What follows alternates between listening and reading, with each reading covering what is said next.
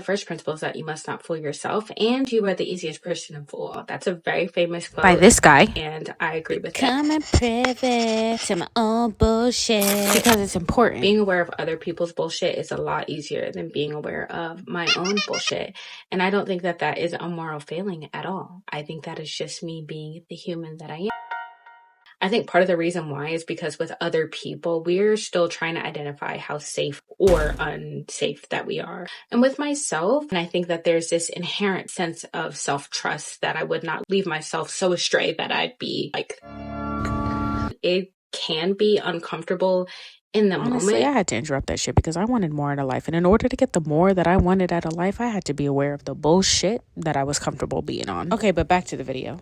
I think the foundation of this skill of becoming privy to your own bullshit is built on a couple of things that I had to make sure were stable enough within myself. I think that it's firstly built on my awareness that I am not a finite person or character in my game of You gotta life. grow I never on want to be the purpose. kind of person who says that is just the way that I am. It's so important to see myself as a person who is willing to grow and become better every single day. I had to and have to continually be aware that I am okay with changing who I am to have the things that I want and changing the habits that I see from myself to have the things that I say that I want. I am not a finite character in my own story of my own Be life. honest, hey, with Secondly, my capacity to understand like what the things that I say I want need from me. This base skill of gaining knowledge. You gotta use your brain. And being very clear on what you need to have the things you say you want, then you cannot have those things most of the time, or you'll have them by accident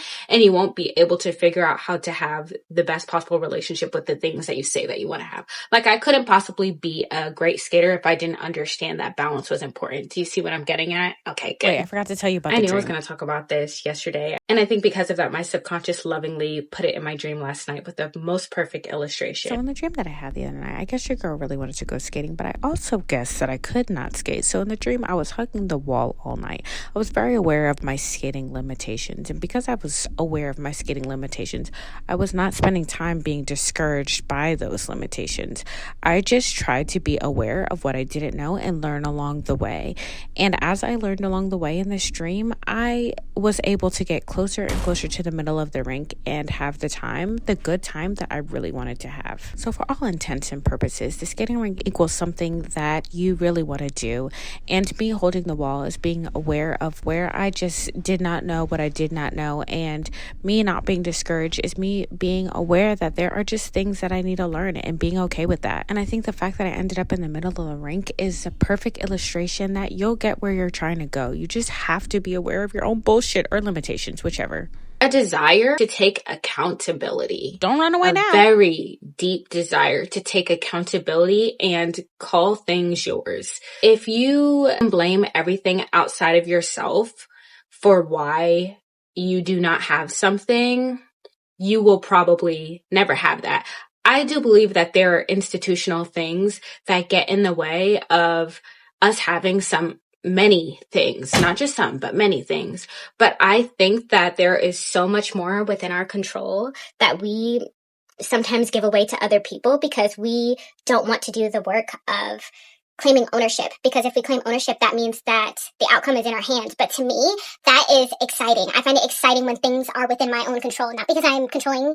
Even though I probably am. But because I trust myself. If it's in my control, I think that I can have the things that I say that I want to have. And I think one of the most powerful prayers ever, and I'm not very religious, but is the Serenity Prayer.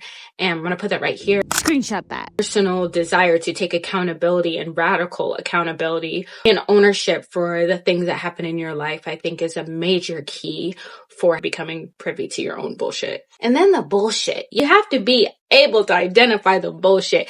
And like I said, there are many times when we're able to identify the bullshit of other people, but you got to turn your eye towards yourself and you have to know what bullshit is, and you have to know whatever the opposite of bullshit is. You need to know that too.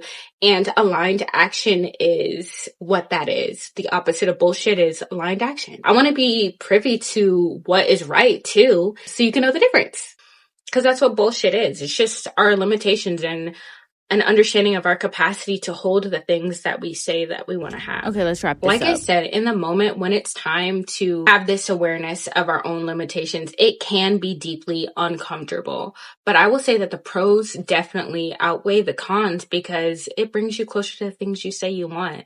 And the more that I bring myself to the things that I say that I want, the more that I love and trust myself. And at the end of the day, the best relationship that we will ever have will always be with ourselves.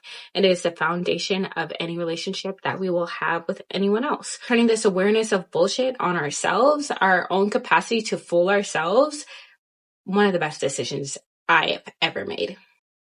I had to move because the sun was moving. Those are the base things, the core parts of my identity that had to be very stable for me to become privy to my own bullshit. It makes me a better friend to myself, better friend to other people. It also makes me more discerning with other people. The leading motivator to keep this intact is a clear understanding of what my desires are, because you can't be privy to the bullshit if you do not know what you want.